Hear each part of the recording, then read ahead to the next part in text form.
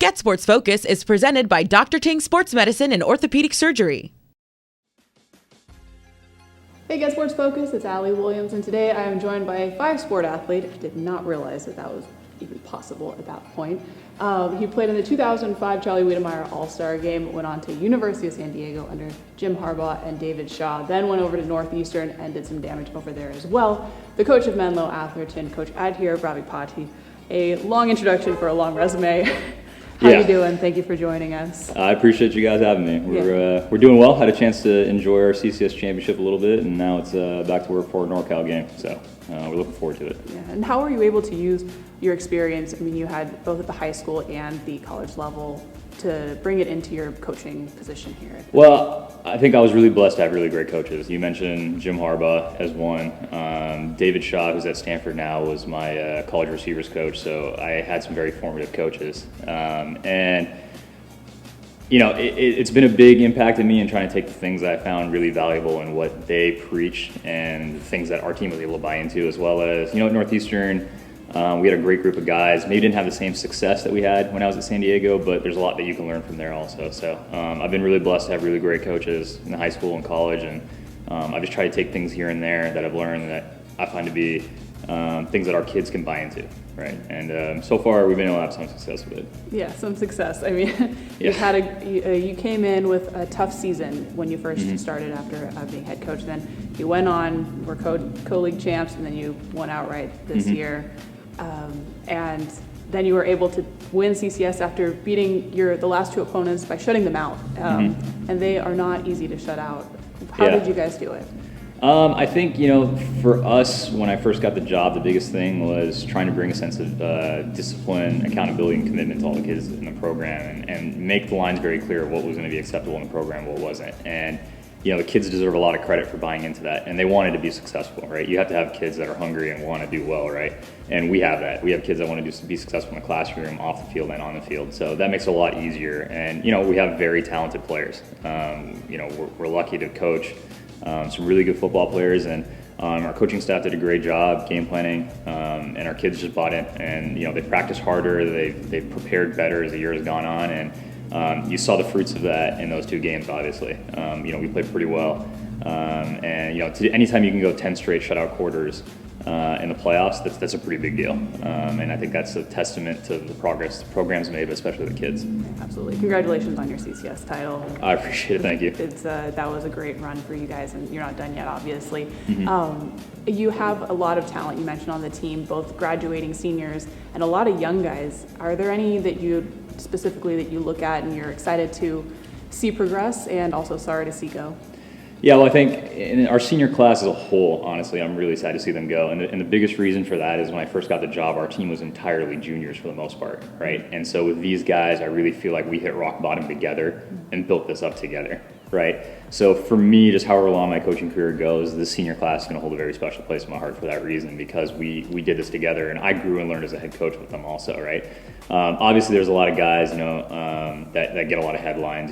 Jordan Mims, Stavro Papadakis, Christian Wiseman, Akai Blackman, Tate Tussing, Marquise Reed. I could go on and on. We have a lot of guys, but that group collectively, we've been through so much together that I'm really going to miss them. But our younger classes are very talented also, and you started to see some of that in some of our sophomores and juniors that made really big plays in the playoffs. And we have two sophomores in particular on our varsity team right now that I think are going to be blue chip recruits by the time they're seniors. Noah Nalu and Daniel Haimuli. And you got a taste of what they were about in the championship game. So, I think we've accomplished a lot in a very short time, but I think the best is yet to come still for MA football. And it's a testament to the younger kids buying in, but also our seniors laying the groundwork for that, right? And so I think it's a very interesting and special bond and balance that we have there. Yeah, it's been a great mix to be able to see that, and it's exciting that you do have so much coming up. And you're in a very competitive area, and being the public school and seeing the success that you guys have, how difficult is it to get the talent in, or to be able to compete against the private schools and these other competitions? Yeah, well, I think the one thing is we sometimes get the kids with the chip on their shoulder, right? The kids that have the friends that go to Sarah and St. Francis and are almost sometimes I think it's like you're getting a second-class football experience, and we've tried to make our program be able to compete with those private schools, and our kids relish the opportunity to go and compete with them, right? We go out and schedule the hardest preseason schedule we can to help get our kids prepared to compete with those teams, right? And so our kids really embrace and enjoy that opportunity. And, you know, we're fortunate. We have probably the most diverse group of kids you're going to find in the country. I mean, we have kids from Menlo Park, Atherton, East Palo Alto that all have to come together and play football together, go to school together. They get a chance to share in some really unique life experiences, and I consider myself blessed, and I know that they do also, that, you know, they get an opportunity and experience that a lot of other kids don't get. And so for us, you know, we are the local public school. We take pride in that, and we want to go play those private schools, and, you know, we want to play the best competition we can, and our kids have embraced that mentality also. Yeah, you guys have done a great job this season, and it seems like every capacity. Just looking forward, the schedule came out, so you guys are, you have your matchup. Do you want to go over who you're playing and what you're looking forward to? Yeah, we're going to be playing Manteca on Friday, 7:30 at MA. Make sure you're there. But it's going to be a difficult matchup. Look, anytime you're playing a section winner at this point of the year, you know you're going to be playing a really good football team. And Manteca's a really good football team.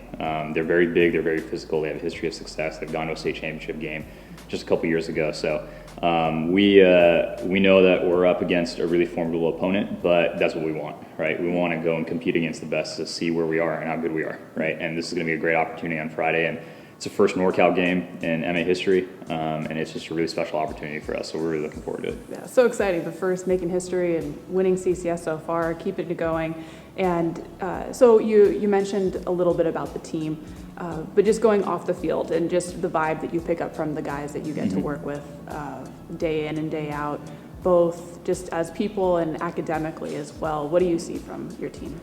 I think the biggest thing that we did when we first got the job is stress competition in the classroom, off the field and on the field, right? And I tell the kids, if every day you can leave the school and as you go home, you're getting ready to go to bed, and you can say, I did something today to be a better person, whether it's a better teammate, you know, a better brother, a better son, whatever that is. I did something to be a better student, and I did something to be a better football player, then you've had a really, really good day. And that's the thing that we really try to push our guys. And I feel like they've really started to embrace that, right? This first quarter, our team GPA was a 2.75 with over 115 kids in the program, which is unheard of in MA. We didn't lose any kids' grades. We got 5 back that didn't have grades previously. And off the field, you know, we don't have nearly the number of incidents that we used to have to deal with on campus. And I think that's a testament to the kids wanting to be the best they can be in all facets, not just football, right? And that's really special to us because that's the biggest thing that we preach. We don't preach wins and losses on the field. That's going to be a result of everything else that you do, right? And so our program has the most number of kids it's ever had in it, and we're doing better in the classroom, and we're doing better off the field, and you're starting to see results on the field. So it's definitely a really exciting time for us. Yeah, very high ceiling, and we look forward to seeing you guys on the field playing Manteca this Friday, as well as getting to see you guys progress in pretty much every field. So thank you again for joining us, Coach Adhir Ravipati. Good luck moving forward. Thank you. Appreciate you having me.